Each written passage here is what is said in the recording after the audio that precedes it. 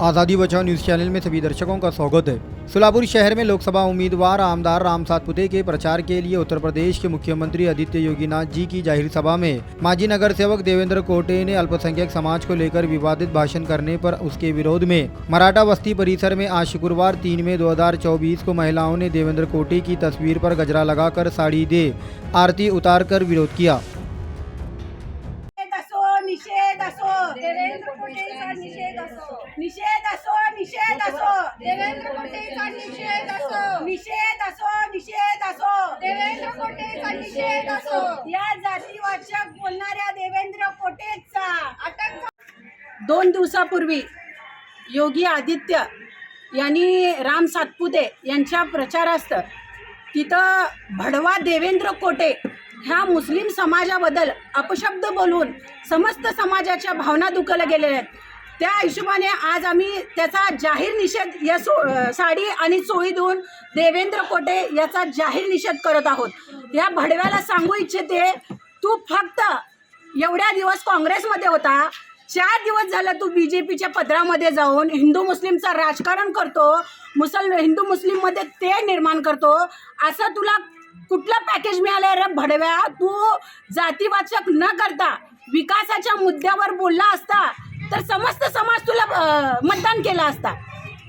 इलेक्शनचा प्रचार सुरू असताना राम सातपुते असेल आणि हे देवेंद्र भडवा असेल फक्त आणि फक्त मुस्लिम समाजाला टार्गेट करून हिंदू मुस्लिममध्ये फूट पाडून दंगली घडवण्याचं काम करत आहे। मी सीपी साहेबांना आपल्या सगळ्यांच्या माध्यमातून विनंती करते की त्याच्यावर कठोर कायदेशीर कारवाई करावी। जर सोलापूरमध्ये वातावरण बिघडलं, जर काही ऊचनीच झाली तर ह्याचा जबाबदार हे भडवा कोटे आणि राम सातपुते असतील।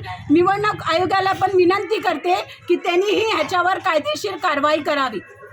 कारण बीजेपी सरकार पाठीशी घालते असं वाटतं का देवेंद्र कोटे यांना? हो, बीजेपी सरकार देवेंद्र कोटे यांना पाठीशी घालत आहे। बीजेपीच्या स्टेजवरच येऊन त्यांनी बोलले ना, एवढ्या पब्लिकमध्ये बघून त्यांनी जोशमध्ये स्वतःचे होश गेले त्याला कळालं नाही की आपण काय बोलतोय, कोणाच्या मतावर आपण नगरसेवक झालोय। ह्याच्यापूर्वी 2 महिन्यापूर्वी रमजान सणामध्ये त्यांनी मुस्लिम समाजाची टोपी घालून तिथं रमजानचा ईदी मिलाद कार्यक्रम त्यांनी त्यामध्ये सामील होऊन टोपी घालून तू मुस्लिमांच्या टोपी घालून मताचा जोगवा मागतो आणि ऐन इलेक्शन वेळी हिंदू मुस्लिम करतो। ह्या नालायक भडव्यावर कायदेशीर कारवाई झाली पाहिजे। जर काही कारवाई नाही झाली, फक्त आम्ही आज साडी चोळीचा आयार करत आहोत। जर कारवाई नाही झाली तर त्याला साडी चोळी घालून ह्या महिला बडवल्याशिवाय राहणार नाही। काय वाटतं तुम्हाला? देवेंद्र कोटे हा भडकाऊ बयान जी केला आहे का समाजासाठी जे वक्तव्य केलं आहे, कोणाचं पाठबळ मिळालं असेल? देवेंद्र कोटे हा भडकाऊ बयान आहे। त्यांनी समाजाला टार्गेट करून त्याला असं वाटलं असेल की मी मुस्लिम समाजाला टार्गेट करून फेमस व्हायसाठी असं त्याच्या विचाराने ते केलं असेल।